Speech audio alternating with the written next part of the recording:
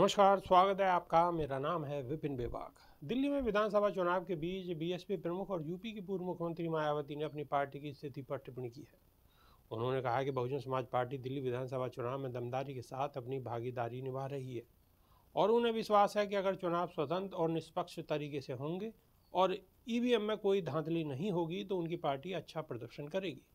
उन्होंने कहा कि आकाश आनंद के नेतृत्व में दिल्ली में हमारे कार्यकर्ता लगे हुए हैं। मायावती ने यह भी कहा है कि दिल्ली की सरकार गरीबों और विशेष रूप से झुग्गी झोंपड़ी में रहने वाले यूपी और बिहार के लोगों के साथ सही व्यवहार नहीं कर रही है। उनका कहना था कि इन गरीब लोगों को दिल्ली सरकार से उचित मदद और अधिकार नहीं मिल रहे हैं।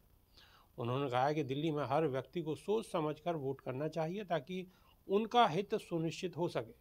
बसपा प्रमुख ने जोर देकर कहा है कि उनकी पार्टी समाज के सबसे कमजोर वर्गों की आवाज़ बनकर काम कर रही है और उनके अधिकारों के लिए संघर्ष कर रही है। उन्होंने ये भी कहा कि दिल्ली में चुनाव के दौरान सभी राजनीतिक पार्टियों को ईमानदारी से चुनावी प्रक्रिया का पालन करना चाहिए ताकि लोगों के विश्वास को कायम रखा जा सके।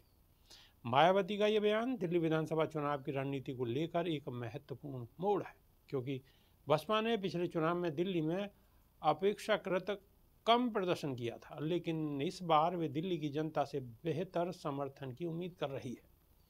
उनके इस बयान से ये स्पष्ट होता है कि बसपा इस चुनाव को गंभीरता से ले रही है और समाज के कमजोर वर्गों की मदद के लिए लगातार संघर्षरत है। पूर्व मुख्यमंत्री ने कहा है कि चुनाव लोकतंत्र की रीढ़ है और बाहुबल और धनबल से दूर रहने वाली गरीबों मजलूमों की पार्टी बीएसपी आयोग से ये उम्मीद रखती है कि वे स्वतंत्र और निष्पक्ष चुनाव कराने के क्रम में सरकारी मशीनरी के दुरुपयोग के साथ ही सांप्रदायिकता और अन्य घिनौने प्रचार से चुनाव को दूषित होने से बचाएगा।